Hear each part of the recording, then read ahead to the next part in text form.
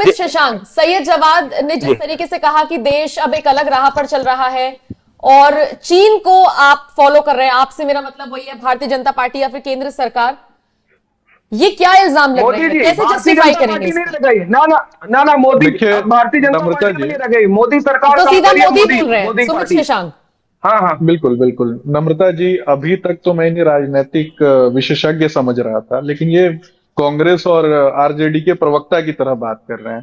तो इन्हें बताने की आवश्यकता है कि भारतवर्ष सनातन संस्कृति, सनातन मान्यताओं पर भारतवर्ष की नींव रखी हुई है और मेरा मानना है और संपूर्ण देश ज्ञान नहीं चाहिए, ज्ञान संपूर्ण भाई। अरे जो मुद्दे, अरे सैयद जवाद जी, आपके बीच में मैं नहीं बोल रहा था ना, मैं आपके बीच में नहीं बोल रहा था ना, मैं आपके बीच में नहीं बोल रहा था ना, आपके बीच में नहीं बोल रहा था ना, आपके बीच में नहीं बोल रहा था। गुंडागर्दी मत कीजिए, अच्छे से बात कीजिए। गुंडागर्दी करने के लिए बैठे हैं, गुंडागर्दी करने के लिए राजनीतिक विशेषज्ञ बने, गुंडागर्दी करने के लिए राजनीतिक विशेषज्ञ बने हैं क्या? गुंडागर्दी करने के लिए राजनीतिक विशेषज्ञ बने हैं, गुंडागर्दी करने के लिए राजनीतिक विशेषज्ञ बने हैं, गुंडागर्दी करने के लिए राजनीतिक विशेषज्ञ बने, राजनीतिक विशेषज्ञ या फिर गुंडागर्दी कर रहे हैं? बिल्कुल गुंडागर्दी कर रहे हैं आप, बिल्कुल गुंडागर्दी कर रहे हैं, गुंडागर्दी कर रहे हैं, बिल्कुल गुंडागर्दी कर रहे हैं। आपके बीच में तो बोलने नहीं गया था मैं।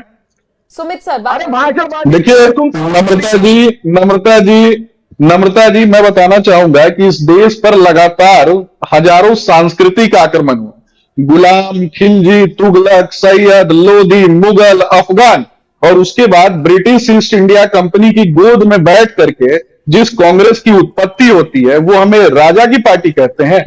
चरण वंदना जिस पार्टी में सबसे बड़ी उपलब्धि मानी जाती हो, जिस पार्टी में लगातार चरण वंदना की जाती हो, जिस पार्टी में राजकुमारों की चरण वंदना की जाती हो। अरे सुनिए, अरे गुंडागर्दी बोला ना मैंने, गुंडागर्दी बंद कर दो भाई, गुंडागर्दी। राजनीतिक विशेषज्ञ, राजनैतिक विशेषज्ञ,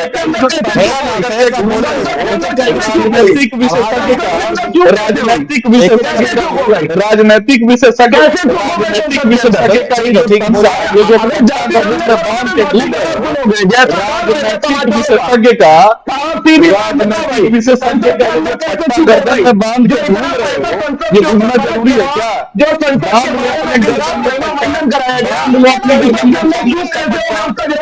लो अपने गर्दन में कांग्रेस का पट्टा, बांध लो अपने कांग्रेस का पट्टा। अरे गर्दन में कांग्रेस का पट्टा, गर्दन में तुम भी कांग्रेस का पट्टा। अरे सर, आप लोग भैया अपने गर्दन में कांग्रेस का पट्टा। जवाब दीजिए प्लीज।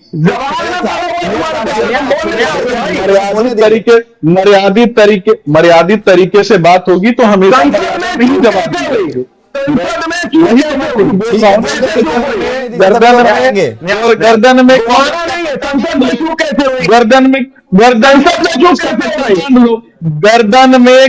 में कांग्रेस का पट्टा बीजेपी चल रही थी ना, अब गर्दन में बात बताइए झटके का है कि बिल्कुल पिंटू थोड़ी सी जवाब कैसे मिले? सैयद जी, मैं सिर्फ इतना बोलूंगा कि जब राजनीतिक विशेषज्ञ का किसी की भी बात समझ नहीं आ रही है लिखा जाता है तो राजनीतिक विशेषज्ञ की मर्यादा होनी चाहिए। जवाब कांग्रेस का पट्टा हुई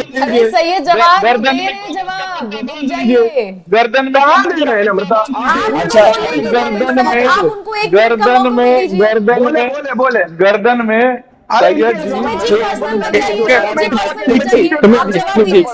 बिल्कुल सर जवाब दीजिए। बिल्कुल, ये जो गर्दन में जो कांग्रेस का पट्टा बांध के घूम रहे हैं और राजनीतिक विशेषज्ञ नीचे लिखा हुआ है, इसके जगह पे ये जो पट्टा बांध लीजिए कांग्रेस का और बता दीजिए पूरी दुनिया को। जवाब दीजिए। इसी किसी को कुछ हासिल नहीं होने वाला, कोई कुछ नहीं समझ रहा है।